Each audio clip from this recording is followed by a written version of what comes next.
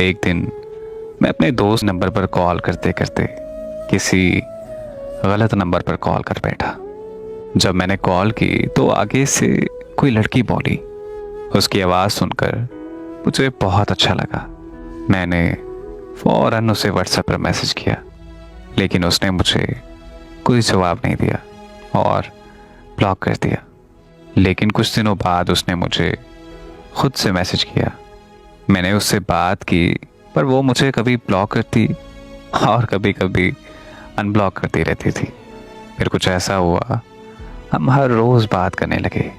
मुझे उससे शदीद मोहब्बत होने लगी थी। फिर हम रोज़ घंटों घंटों तक बातें करने लगे। मेरे दिल में उसके लिए बहुत ज़्यादा मोहब्बत पैदा हो गई थी और उसे भी मुझसे बहुत मोहब्बत हो गई थी। कभी कभी तो हम दोनों में झगड़ा भी हो जाता था, पर मैं उसे हमेशा मना लेता था। हम दोनों ने एक दूसरे को बस तस्वीरों में ही देखा था। वो वक्त गुजरता गया और ऐसे 4 साल गुजर गए।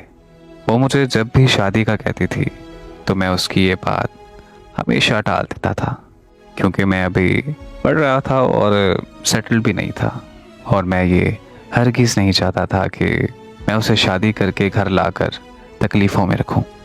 फिर ऐसे ही हमारे दरमियान एक दिन लड़ाई हुई।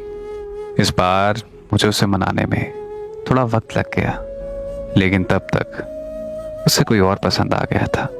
उन दोनों की इंस्टाग्राम से बात शुरू होके व्हाट्सएप तक चली गई। मुझे पता चला तो मैंने उससे इस बारे में पूछा तो वो बहाने बनाने लगी। जब मैंने उसे कहा कि मुझसे झूठ क्यों बोल रही हो, तो वो कहने लगी कि तुमने मुझसे कौन सा शादी करनी थी, और वो लड़का जिससे मैं बात करती हूँ वो मुझसे मोहब्बत भी करता है और मुझसे शादी भी करेगा, और अब मैं उसी से ही प्यार करती हूँ। फिर मैंने उसे बताया कि मैं भी तुमसे कैसे शादी कर सकता हूँ। मेरे पास ना तो अभी कोई घर है और ना ही कोई जॉब। तो उसने मुझे जवाब दिया कि तुमने देर कर दी मुझे बताने में। मुझे इस बारे में तुम पहले ही बता देते तो शायद मैं तुमसे मोहब्बत ही ना करती। खैर, अब मैं किसी और से प्यार करती हूँ और शादी भी उसी से ही करूँगी।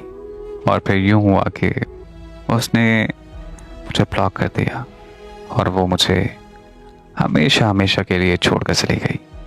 4 सालों का प्यार 1 महीने में भुलाकर चली गई।